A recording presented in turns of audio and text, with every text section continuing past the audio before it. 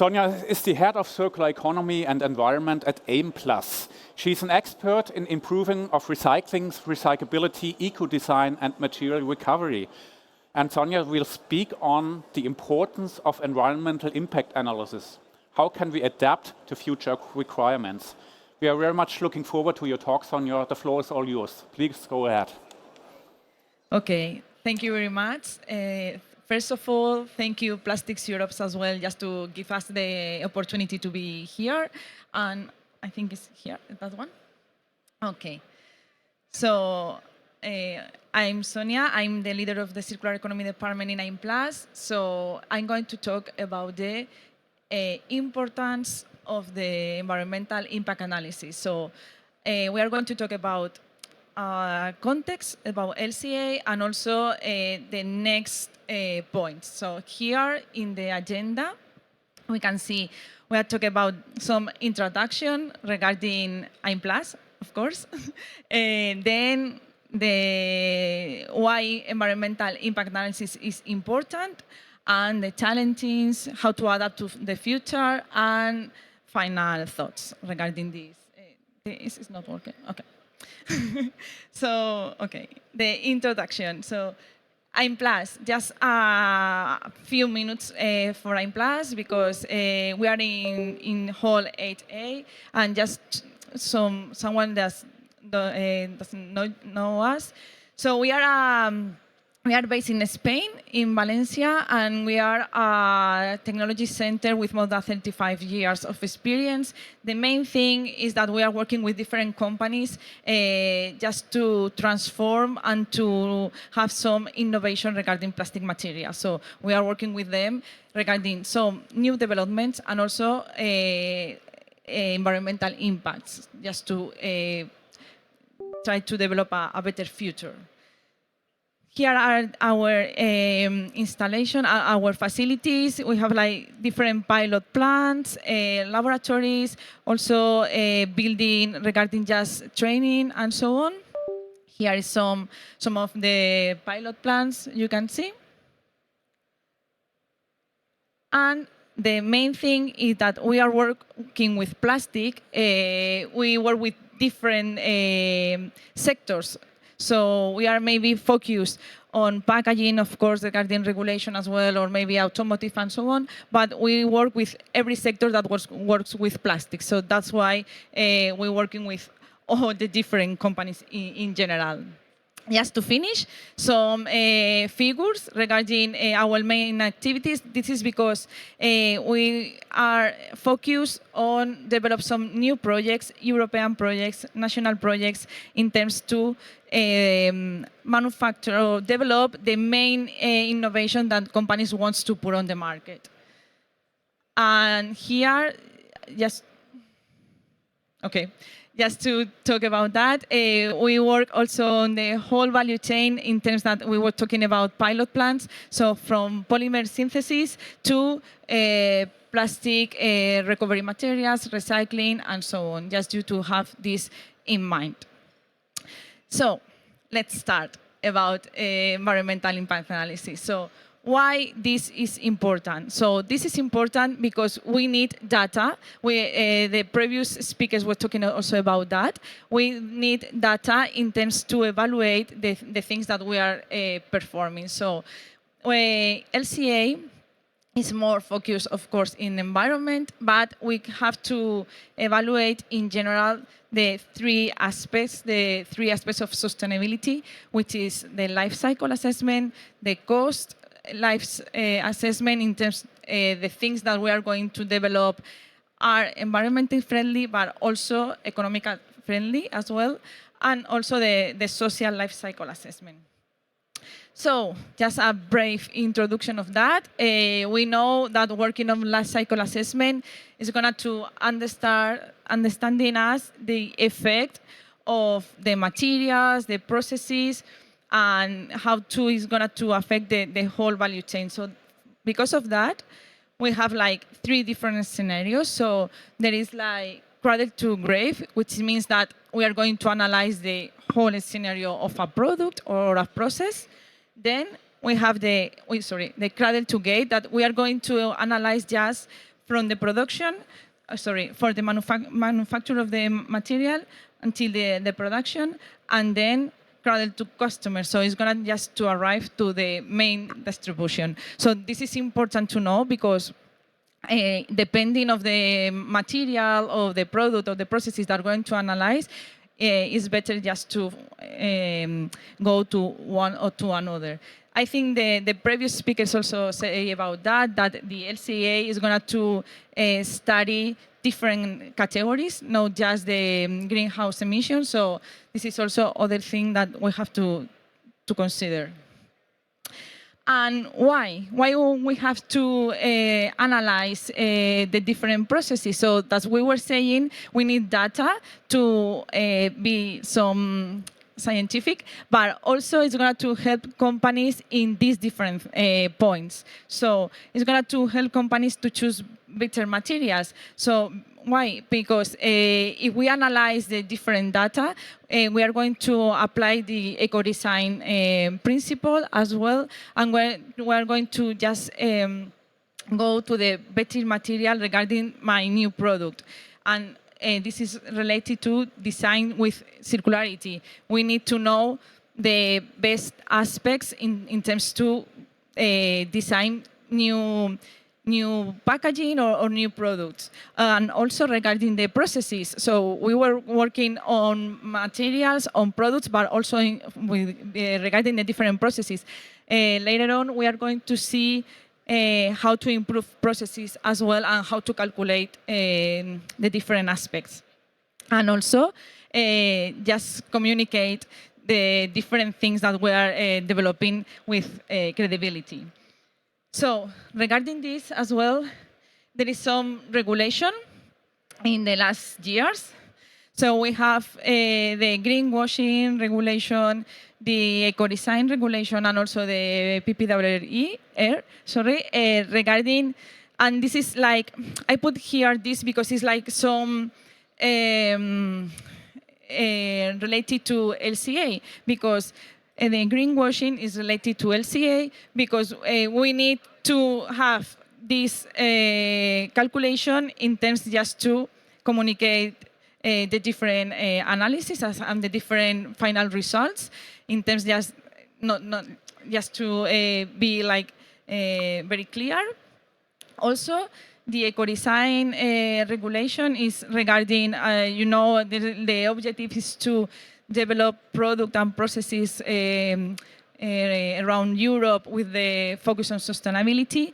And to the focus of sustainability, we need to calculate, as we already said, why is more sustainable than other option. And the packaging waste regulation regarding also recyclability, reuse, and so on. We need to know why it's more recyclable, not just the materials and the different components that they are used, and also because of the eco-design. So this is all related, and all is going to be in the future, in very near future. So why, as we were saying, so to avoiding greenwashing, to just show like transparency between the whole value chain with our stakeholders, and to know the different data and the traceability. And because it's going to be some objectives in the future as well, and we are going to have like the importance of the LCA. So here I put just this first point, that the environmental impact is no longer optional, is strategic in the future. Just to finish this part, I'm going to talk about some projects, just to focus the importance of the LCA. So we have the project Finishing, for example, that is working on reduction of the thickness of a container, and this is also transformed in a reduction of the environmental impact. This is like some examples, just some examples. So Reloop is regarding reusable packaging, reuse systems. So also there is an LCA that shows that the environmental impact is reducing regarding these kind of systems. and EcoSmart Pack, which is also regarding reuse, but in this case of cosmetic containers. And just another one project is an European project, is ACPAT. When here is just the slide, but we have also the flyers if you want more information, and we have other kind of projects. But they want to go through the whole value chain also of the plastic industry, and just working focus on LCA in how to transform polyethylene in other materials or biodegradable materials and so on. So it's a very interesting project as well. So what are the current challenges? So of course, we have like some lack of data, of updated data, because we are working on new processes. As we know, we are working on chemical recycling or enzymatic recycling, other kind of end-of-life scenarios. So in that terms, with the data that we already have in the database programs, maybe it's not very accurate, so we have to go to some articles and so on, but this is one of the current challenges. So then the other things is how to compare, or the complexity to compare some products, and how to harmonize the different products as well to be properly compared. This is the thing that I wanted to say in that point.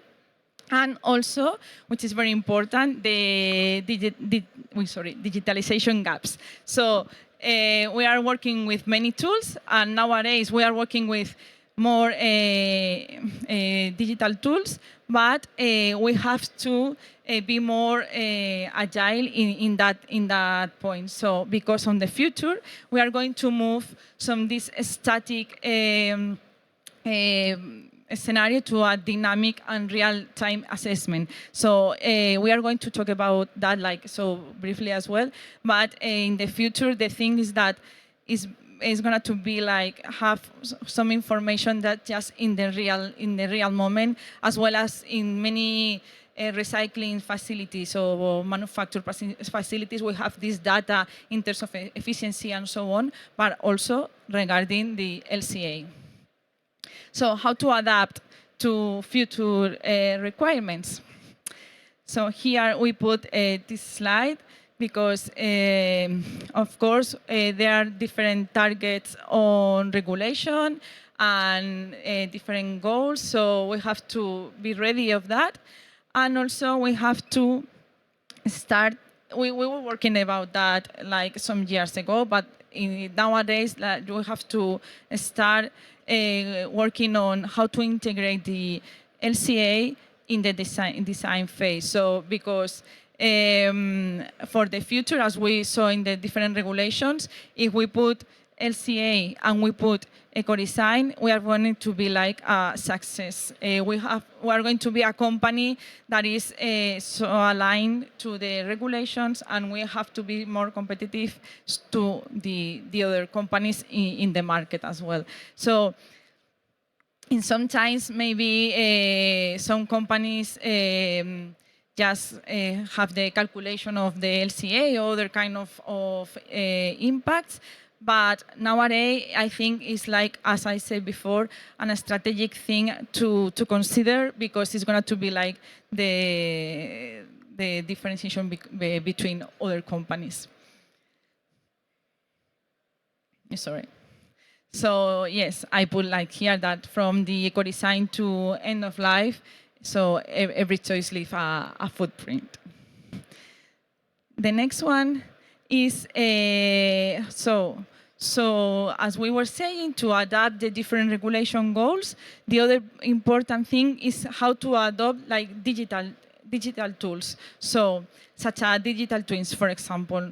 So I put here some example, which is the Hermes project, which is a project that we are trying to develop, as we said, how to say, a program to calculate in the real time the impact of a process.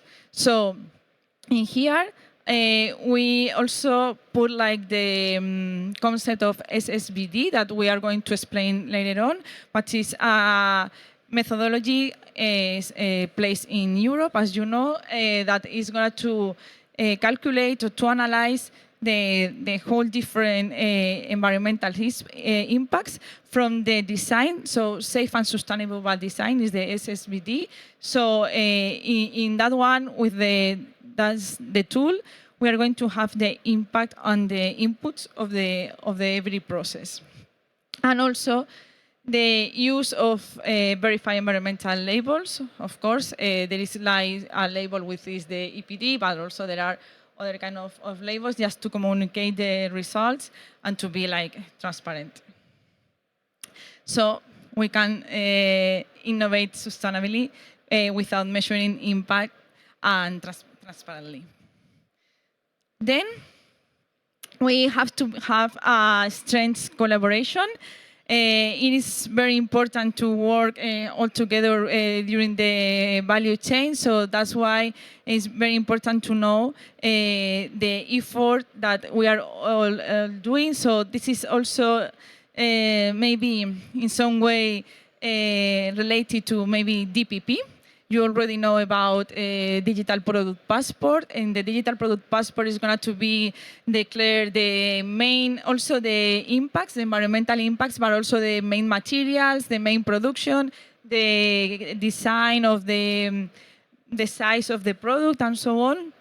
So the DPP is going to be like the first step, just to know what my supplier or my client is doing with the product. So the thing is that we have to talk about the whole value chains in terms just to go to a better solution. And also, of course, invest in research and in other kind of final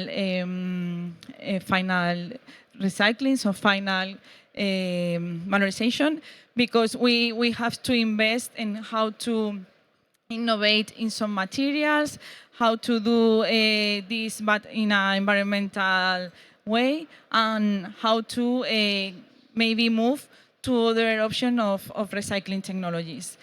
And in here, we put also again the SSBD methodology just to talk about that, because the safe and sustainable by design is regarding the safe of the product and the safe of the process. So regarding this methodology, we are going to calculate the impact of also the different workers in terms just to save, and also the sustainability by how to design this process or this new product. So it's a whole methodology putting it all together, and it's going to be work in Europe like right now. So circular economy and impact analysis must go hand in hand. So this is regarding also the collaboration and the research. And just to finish, I want just to put like the final thoughts or call to action regarding the companies. So I put here that we can innovate without understanding the environmental footprint. So I just talk about during the presentation, but it's very important to know that the regulation is going to be there, and it's going to be mandatory to have these calculations, and also for the future, it's very important to have this environmental footprint.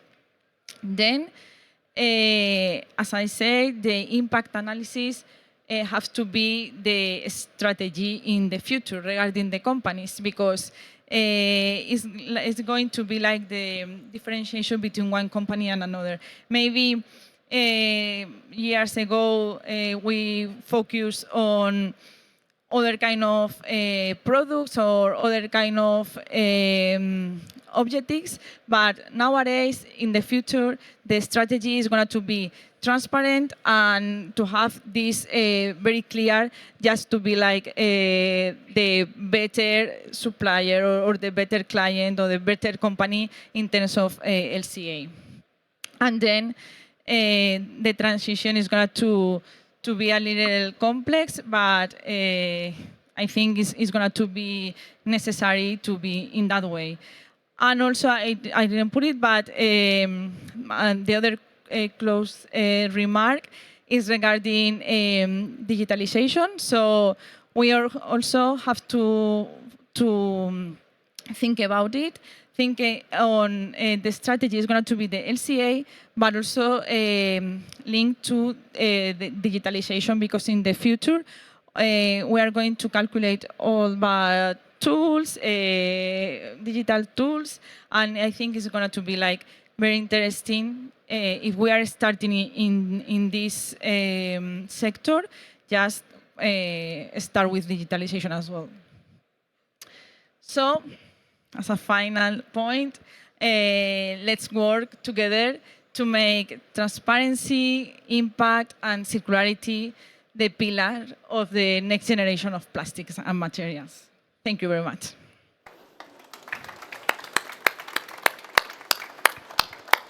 Thank you so much, Sonia, for your great presentations. Are there any questions from the audience?